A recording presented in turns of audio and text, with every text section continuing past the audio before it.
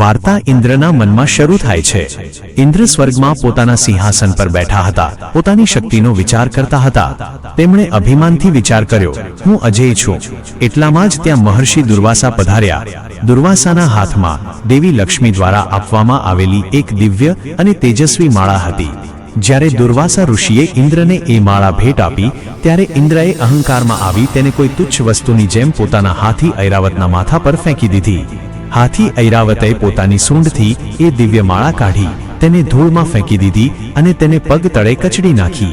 દુર્વાસાનો ક્રોધ ફક્ત ક્રોધ નહોતો, તે એક પ્રચંડ વિસ્ફોટ હતો। તેમણે ઇન્દ્રની આંખોમાં સીધું જોઈને પડકાર ફેંક્યો અને કહ્યું, ઇન્દ્ર, જે લક્ષ્મી અને સમૃદ્ધિના ગર્વથી તે આ માળાનો અનાદર કર્યો છે, તે લક્ષ્મી આજે તને છોડી દેશે અને તને ગરીબીમાં ધકેલી દેશે। જોત જોતામાં ઇન્દ્રનો ચહેરો ફિક્કો પડી ગયો। તેના હાથોની શક્તિ પાણીની જેમ વહેવા લાગી અને સ્વર્ગની દિવ્ય દિવાલો કાળી પડવા લાગી। જ્યારે દેવતાઓનો પરાજય થયો, ત્યારે ભગવાન વિષ્ણુએ સમુદ્ર મંથનનું આયોજન કર્યું। આ મંથનમાં દરેક પાત્રનો સંઘર્ષ ખૂબ ગહન હતો। જ્યારે વાસુકી નાગને મંદારાચલ પર્વતની આસપાસ દોરડાની જેમ વીંટાળવામાં આવ્યો, ત્યારે તેનું શરીર અસહ્ય પીડામાં હતું। રાક્ષસો પર્વત તરફ મુખ રાખીને રહેવાનો આગ્રહ રાખતા હતા, પરંતુ વાસુકીના મોંમાંથી નીકળતી ઝેરી સિસકારો અને ગરમ શ્વાસ તેમની ત્વચાને બાળી રહ્યા હતા। સમુદ્રની નીચે ભગવાન વિષ્ણુ કૂર્મ અવતાર ધારણ કરી વિશાળ પર્વતનો ભાર પોતાની પીઠ પર ઉઠાવી રહ્યા હતા। જેમ જેમ પર્વત ફરતો હતો, તેમ તેમ કૂર્મની પીઠ પર થતા ઘર્ષણને કારણે થતી ગર્જના સમગ્ર બ્રહ્માંડમાં પ્રલયની જેમ ગુંજતી હતી। ભગવાનને એ ઘર્ષણ તો માત્ર એક ખંજવાળ જેટલું શાંત લાગ્યું, પરંતુ એ ગરમીથી સમુદ્રનું પાણી ઉકળવા લાગ્યું હતું। મંથનમાંથી અચાનક ભયાનક હલાહલ ઝેર નીકળ્યું।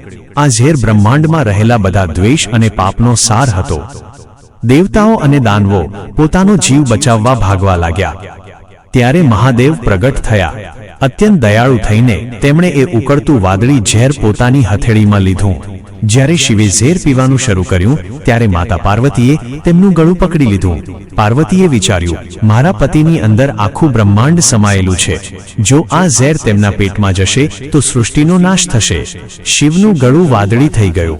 તેમની આંખો અગ્નિ જેવી લાલ થઈ ગઈ અને શરીરમાં લાખો સૂર્યની ગરમી ફેલાઈ ગઈ। તેમને નીલકંઠ કહેવામાં આવ્યા। શિવે સાબિત કર્યું કે વિશ્વનો સાચો રક્ષક એ જ છે જે બીજાનું ઝેર પી શકે છે। જ્યારે અમૃત છીનવીને રાક્ષસો ભાગી ગયા, ત્યારે ભગવાન વિષ્ણુએ મોહિનીનું રૂપ ધારણ કર્યું। મોહિનીની સુંદરતા મંત્રમુગ્ધ કરી દે તેવી હતી। રાક્ષસો તેને જોઈને પોતાની તરસ અને અમૃત પણ ભૂલી ગયા। આ દરમિયાન ભસ્માસુરને શિવ તરફથી વરદાન મળ્યું હતું કે તે જેના પર હાથ મૂકશે તે રાખ થઈ જશે। તે શિવની પાછળ દોડ્યો। ત્યારે મોહિની તેની સમક્ષ હાજર થઈ। પોતાની આંખોના જાદુથી મોહિનીએ ભસ્માસુરને સ્થિર કરી દીધો અને કહ્યું, હે વીર, તું વ્યર્થ દોડી રહ્યો છે, મારી સાથે નાચો। મોહિનીએ પોતાનો હાથ પોતાના માથા પર મૂક્યો અને મોહિત થયેલો ભસ્માસુર નકલ કરતા કરતા પોતે જ બળીને રાખ થઈ ગયો। મોહિનીએ દેવતાઓ અને દાનવોને અલગ અલગ બેસાડ્યા। તેણીએ દાનવોને પોતાની સુંદરતાથી મોહિત રાખ્યા અને દેવતાઓને અમૃત આપવાનું શરૂ કર્યું। તે જ સમયે સ્વરભાનુ નામનો અસુર દેવતાનું રૂપ ધારણ કરી સૂર્ય અને ચંદ્રની વચ્ચે બેસી ગયો। મોહિનીએ જેવું જોયું કે તેણે અમૃત પીધું છે કે તરત જ સુદર્શન ચક્રથી તેનું માથું કાપી નાખ્યું।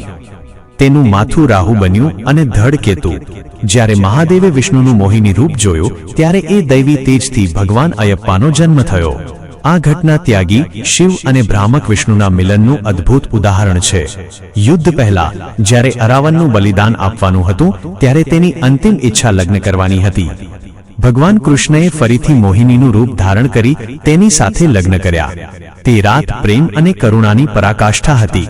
બીજા દિવસે જ્યારે અરાવનનું મૃત્યુ થયું, ત્યારે મોહિનીએ વિધવાની જેમ વિલાપ કર્યો, જે દર્શાવે છે કે ભગવાન પોતાના ભક્ત માટે કોઈ પણ દુઃખ સહન કરી શકે છે। આ આખી વાર્તા આપણને શીખવે છે કે જીવનમાં દરેક પાત્રનો પોતાનો સંઘર્ષ હોય છે। અમૃત પ્રાપ્ત કરવા માટે વ્યક્તિએ પહેલા ઝેર પીવું જોઈએ અને પોતાના અહંકારનો નાશ કરવો જોઈએ। તમારા મનમાં તે પરમ શક્તિને નમન કરો। નમો નારાયણ।